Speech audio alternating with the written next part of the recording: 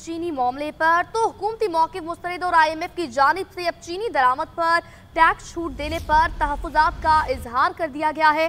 IMF के तहफ़्फ़ुज़ात पर हुकूमत ने मौक़िफ़ इख्तियार किया कि चीनी की दरामद फूड आइटम एमरजेंसी के तहत भी की जा रही है। ताहम IMF ने कहा कि चीनी दरामद पर टैक्स छूट IMF मुआहदे की खुली खिलाफ वर्जी है। मुआहदे के तहत पाकिस्तान किसी किस्म की नई टैक्स छूट या तरजीही टैक्स सहूलत नहीं दे सकता। दूसरी जानिब हुकूमत ने चीनी की दरामद पर दी गई टैक्स छूट वापस लेने पर गौर शुरू कर दिया।